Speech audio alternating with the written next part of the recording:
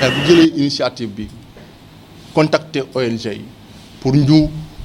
gënal leen jàppale ci loo xam ne peut-être ñoom xamuñu ko en terme comme entité bi xamuñu ko en terme de conseil en terme d'appui en terme d'orientation. Je pense que loolu tamit lu am solo si vous avez répondu à l'appel je pense que loolu ci am solo lii mooy démarrage rek la lii ouverture rek la je pense que bu ñu ubbee mbir yi dinañu am loo xam ne dañuy dalu xaar ba ngoon je pense 15 heures la bu 15 heures weesoo dinañu daje gën a ubbi waxtaan bi gën a yaatal waxtaan bi wax loo xam ne mooy avantage projet boo xam ne mu war a ñëw lan mooy avantage am bu ñu ci paree tamit loo xam ne nit ñi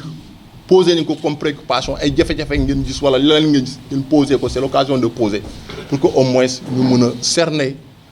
les possibilités xool exactement comment on doit faire pour que au moins loo xam ne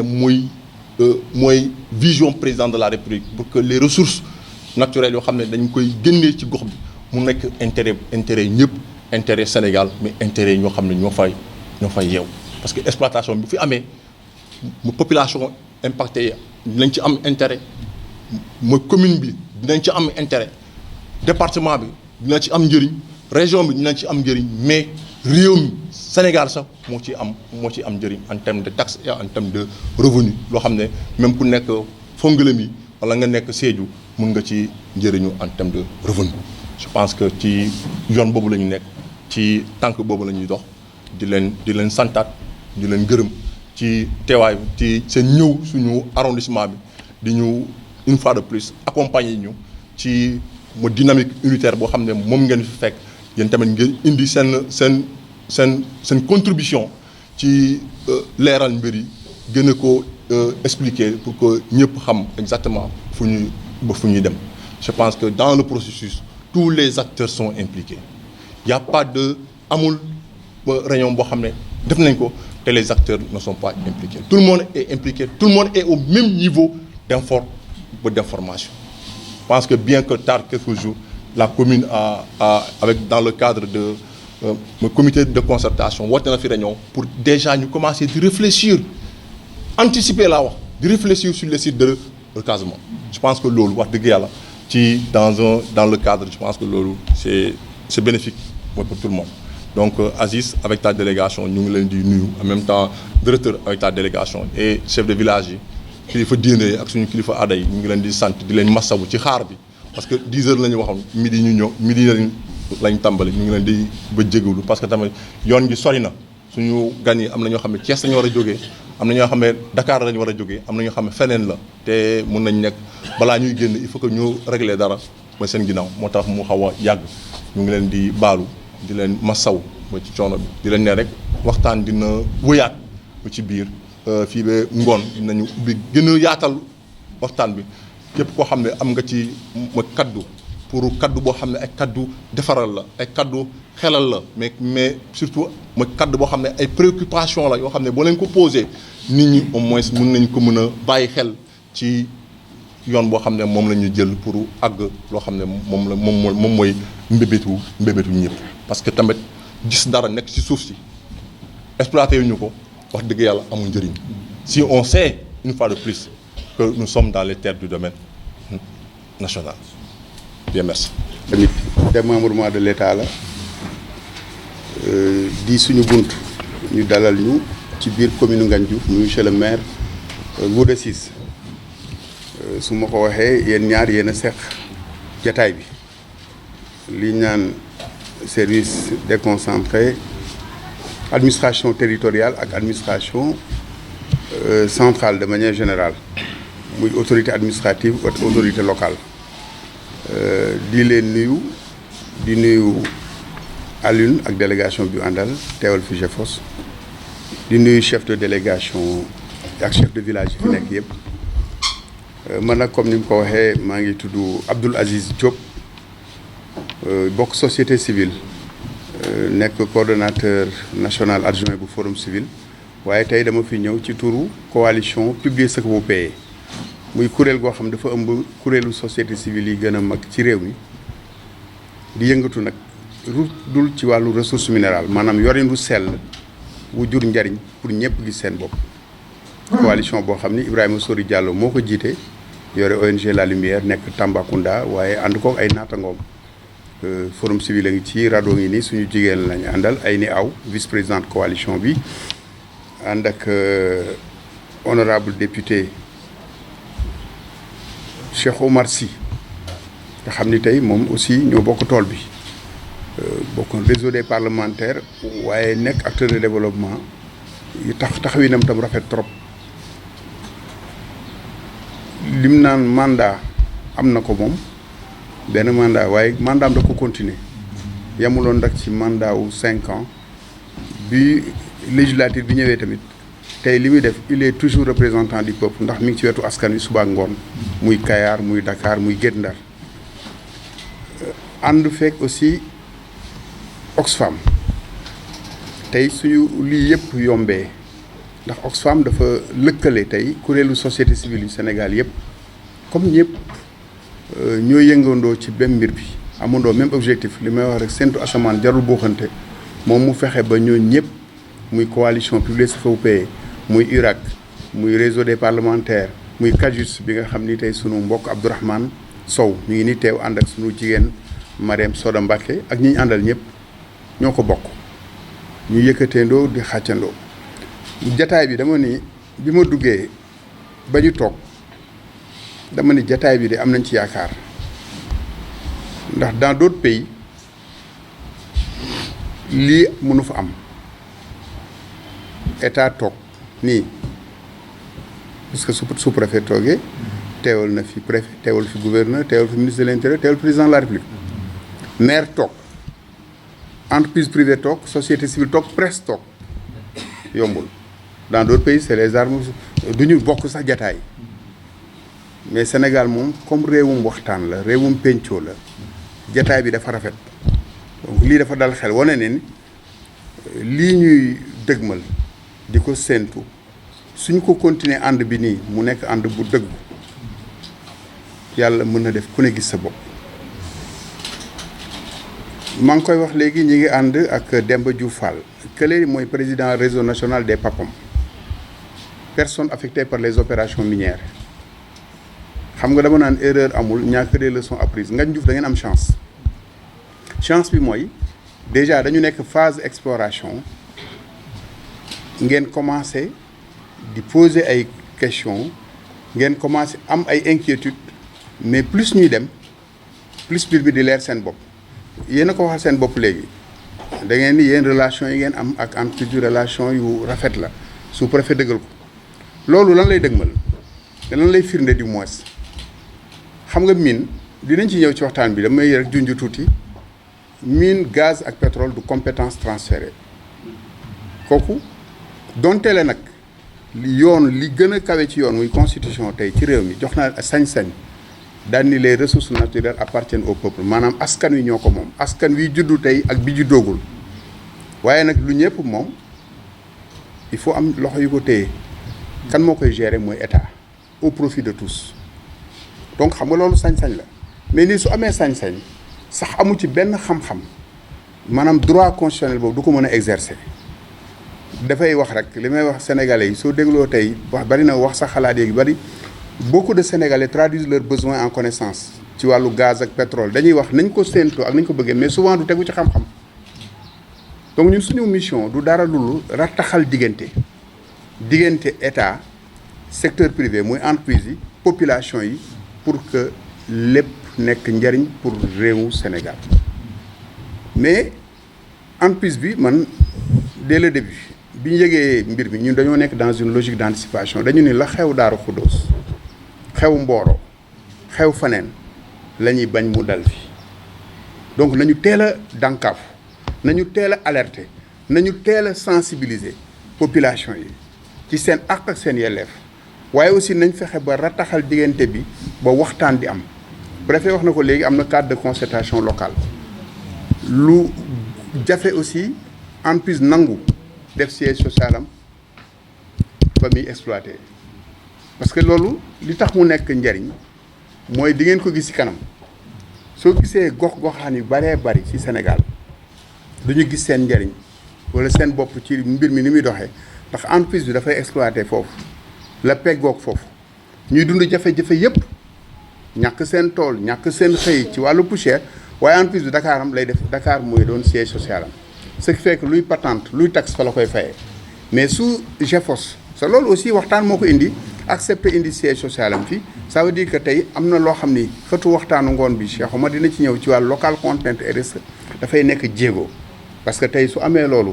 entreprise bi employé mën a dëkk fii am ay cité dina indi valeur ajoutée ci gox-goxaan bi dina fi indi koom dina fi indi yokkute donc loolu la ñuy encouragé c'est des bonnes pratiques parce que autant il faut dénoncer mais soo gisee tam yenn saa yi loo xam ni loo xam ni lu ñu rafetlu la ñu mën ko rafetlu donc li ñu bëggoon wax daal mooy xam naa waxtaanu ngoon bi ndax ñetti partie lay doon benn bi dina ñëw ci wàllu cadre institutionnel bi mais cadre législatif et réglementaire maanaam li nga xam ne moo ëmb yorin wi dina ñëw ci wàllu RSE wàllu local content contenu local kooku tamit Cheikh Oumar dina ci ñëw ñun dinañ ñëw aussi ci beneen wàll mooy yéen a ngi dégg ITIE maanaam tey liy génne ci ressources yooyu nan la toll ñaata la fan la dugg ba Sénégalais yëpp am ci le même niveau d'information code minier bi nga xam ne tamit parce que damay wax ni sooy dem Kayar di leen wax or ba ca Kédougou yaa ngi leen di gëlëmal soo demee Guet Ndar di leen wax phosphate bi yaa ngi leen di gëlëmal waaye fii Ngandiouf suñ fi ñëwoon tamit di leen wax or ba ca Kédougou dañ leen di gëlëmal parce que or feeñu fi phosphate moo fi feeñ donc li ñu waxtaanee mooy secteur minier bi donte le dans le cadre global dinañ wax ci ressources minérales yi mais waxtaanu ngoon bi loolu rek moo ko yëkkati ni ko Latif waxee nag maire moo ko sàkk woon boobu ba léegi daaw ba ren ñu ngi ciy dox mais xëy na xat-xat moo taxoon tey la ko yàlla tudd moo tax ñu ngi rafetlu ni ngeen mobiliser woo chef de village ndaw ñi jigéen ñi c'est li ñu bëgg ñun amuñu xaalis bu ñu leen jox dañu koy wax toujours ONG amuñu financement bu ñuy jox li ñu leen di jox mooy xam-xam bu néew bi ñu am ñu weccoonte koog yéen pour que ku nekk mën a taxaw taxawaayu citoyen actif et responsable xam luy àqam xam luy yelleefam mais lépp mu teg ko ci yoon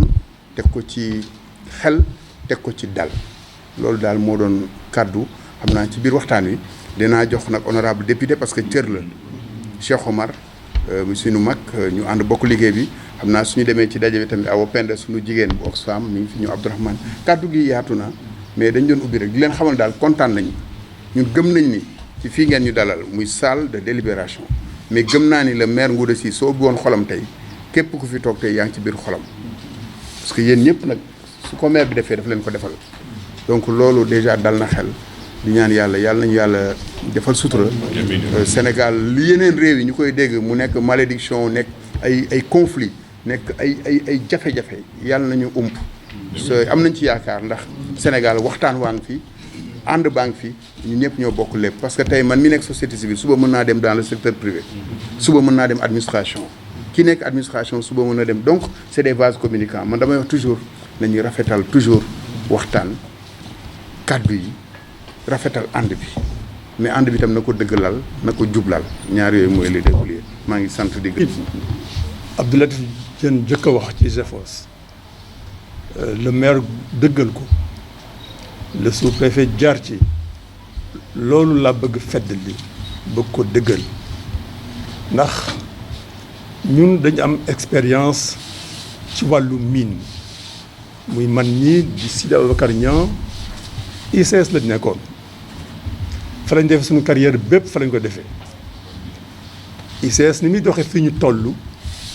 daaw ko doxee bu njëkk mbir mi lu ko gane la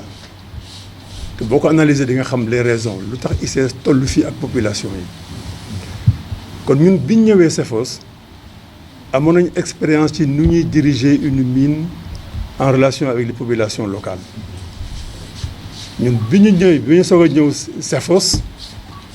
daawul doxee ni ci wàllu RSE ci wàllu di gën a dañu amoon ay jafe-jafe ak population yi bi ñëwee lañ tëral yoon gindi leen suñu kilifa aussi dégluñu ñu doxal ba am ndam bañ am ci CEFOS ndax principe bi ñu leen imposé bi nga xam moom la CEFOS gëm mooy entreprise minière mënul gagner contre les populations mënta ne loolu laa bëgg nag mu dugg ci bopp ñëpp te ñun différence su entreprise yi mooy ña nekk ca bopp ba. loi yi benn la règlement yi benn la mais doxalin yi mi ngi wuute ci ñi jiite ñun loolu lañ gëm ñun duñ jël mukk engagement boo xam ne mënuñu ko assumer lépp lu ñu leen wax ni jël nañ ci engagement na ngeen jàpp ni loolu lu ñuy doxal la bis buñ demee ba buñ ko doxal nag ñun man damay préférer bàyyi dellu sama kër toog parce que am naa leen lu may def donc la ko population yi gëm ko duñu ndax kenn duñu wuruj la preuve bi ñu engagé processus bi la ma le préfet proposé ma attention Alioune il faut que ngeen dem présenter projet aux populations loolu nekkul ci réglementation bi nekkul ci processus bi nga xam ne loolu dëgg la ñu ànd ak moom moo tax du ñu réeroo parce que ñun duñ def dara te jaaruñu ci maire bi jaaruñu ci préfecture duñ ko def loolu nag il faut population xam ko moo tax population aussi nañuy jaar ci seen autorités locales et administratives bu ñu bëggee dara lu xew ñoom ñooy woo def leen nangam ñu def ko donc ñun on était en phase d'exploitation en phase de recherche aujourd'hui sax am nañ permis mais dafa am ay quelques jafe-jafe réglage ndaw ñu war a def moo tax ñoo ngi saytu nu ñuy def ba commencer disons processus bi éventuellement nan la ñu war a doxalee ak yooyu ñoo ngi ci xam naa ni population yàkkamti nañu mais ñun aussi yàkkamti nañu donc ñaar ñu yàkkamti ñoo mën a ànd en tout cas dama bëgg a dalal xelu nit ñi que loolu la ñuy rafetlu et que li fi maire wax ci histoire ku mu doyul dara du la doy kon li fi mag ñi bàyyi woon ak seen ñaan ak seen jàmbaar ñoo xale yi du ñëw yàq ko kon muy population yi du ñun parce que espagnol yi ñoo moom société bi espagnol ñoo ko moom mais ci ñun la ñuy jaar mais bu yàqoo ci suñu loxo lay yàqoo ñoom dëkkuñu fi kon loolu il faut ñu bàyyi xel yéen aussi il faut ngeen ñu jàppale aussi parce que bu ngeen amee chance wu am société buy ñëw am ay sénégalais yu fi nekk yoo xam ne gëm na ni population yi dañoo war a associer ci lépp lu ñuy def seen kéemtalaay kattan kon yéen aussi il faut ngeen ñuy jàppale bi mooy lan mooy yombal ñu mbir mi xam ne que lu ñuy def rek dañ ko war a mànkoo dañ ko war a comme ni ñu di wax yéen xam ne dañu war a yëgandoo fu ñu yëgoo fu ngeen amee problème avant muy éclater jaar leen ci seen maire jaar leen ci seen problème ñu yëg ko lu ñu ci mën ñu def ko lu ñu ci mënul nit ñu mënuñu ko jox leen ay raison waaye bu ñu ko yëgul aussi yëguñu ko donc jàppalente la parce que bu njëkk entreprise actionnaire la woon ak travailleurs yi mais léegi dafa changé léegi population yi ci la ñu bokk société civile ci lañ bokk la presse ci la bokk parce que ñoo ko bokk ñoo ko moom direct dama ñëw indi sama capté indi sama ay machine commencé exploiter di jël di yóbbu bàyyi population yi mënul nekk loolu mënutul nekk ñun loolu lañ xam ñun donc loolu ci loolu la ñuy dox voilà donc daal bëgg a daal seen xel xam ni mbir mi ñoo ko bokk ñëpp a war a jàppoo dimbalante waxtaan jarul yuuxu parce que lu la jàmm mayul ay du la ko may lu la jàmm mayul ay du la ko may te jàmm nag mooy personnalité nit ku am jàmm day neex a waxal jàmm wërsëg la tàng xol du wërsëg yaa xañ sa wërsëg la kon même bu ngeen gis ay nit seen mbooloo da ngeen jiital nga xam ne dañu dal nit ñu xam bu baax am yar am teggin parce que loolu mooy suñu ay valeur waaye xëccoo xeex saagante dem ci presse yuuxu dara la fajul loolu lay daanele ñu di ñaanal journée bi ñu def ko forum bu am solo mucc ayib comme yi fi passé woon ñëpp man ko mu am ay conclusion ñu jëlaat encore seen doléance parce que du doy doléance ñu xool luñ ci am rek ñu xool nuñ koy séddoo nuñ koy partagé ba nga xam ne rek jàmm rek ngay xam allahumma salli ala sayyidina muhammadin wa sallim